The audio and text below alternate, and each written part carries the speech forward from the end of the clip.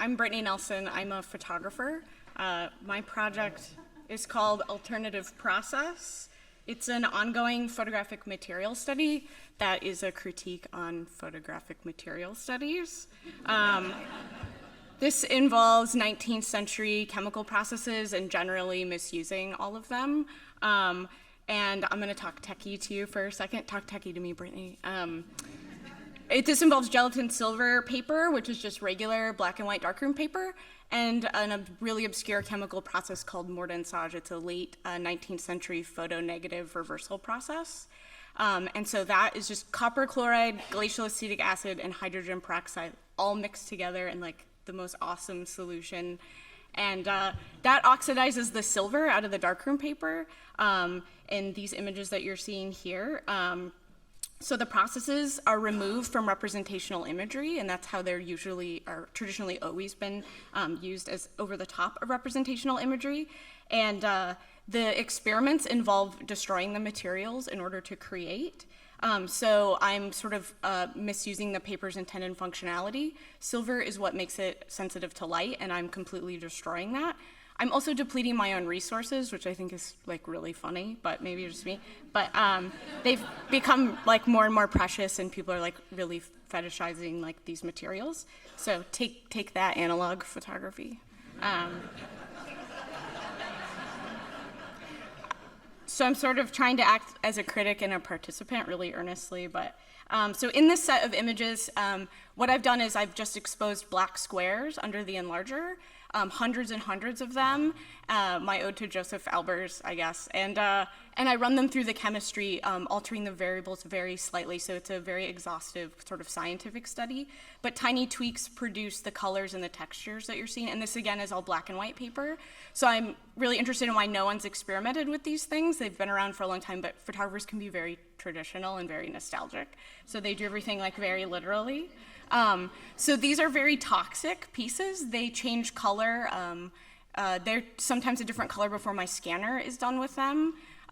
Once I watched a centipede try and walk across one of these, and it just like rolled over and died right in the middle. And I was like, oh my God, I'm so dangerous. That was a good batch. So traditionally, again, these are used over representational imagery. They're really kitsch. That's me standing there, so that's like not actually a good scale representation, but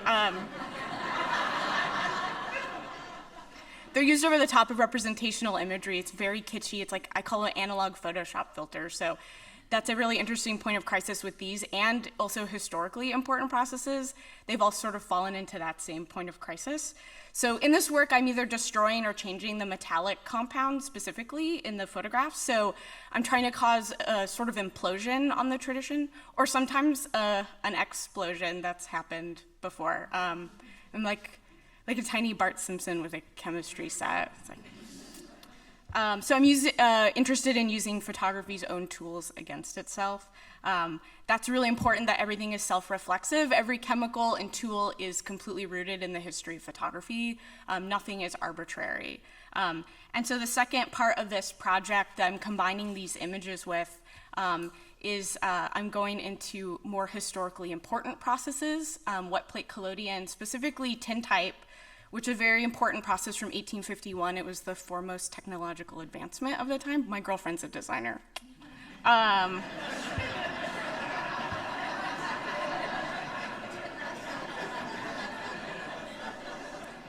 This involves coating an aluminum plate with silver nitrate. It's a very simple reaction. When exposed to light, it turns into metallic silver. I made these GIFs for you because it's the surface is very different depending on how you look at the plates. And you have to do everything while it's still wet, hence the wet plate collodion, so you have to work very quickly. So what you're seeing here is I've taken the squares from my last experiments and I put them in the 3D tool in Photoshop. That's my version of like the best joke ever. I've calibrated a system using digital negatives so I can extremely accurately take what's on the screen in a digital environment and put it into 19th century process. And so I'm working on very large plates, like well, Brittany size, I guess, like plates, using the like purely digital environments and translating them. So suck on that nostalgia. The tintypes will be shown as original plates, unlike the Mortensage work, which gets scanned into a non-toxic C-print version. And tintype is seeing a resurgence lately by photo purists and Civil War reenactors, anyone who enjoys camping, really. A majority of the images you'll see are from the 1850s and the 1860s. It's all portraiture mostly. So I'm really interested in techniques that redirect your attention to the surface of the plates instead of looking through the surface to an image space, but paying attention to that tonal range, which is metallic and very, very unique to tintype. The ones that you're seeing now are using the lens flare filter in Photoshop.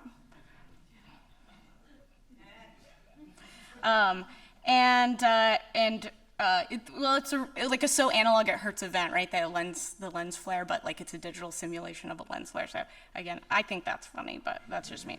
Right now the work is scheduled to show in Detroit in next year in June, and Detroit has been really great, too great.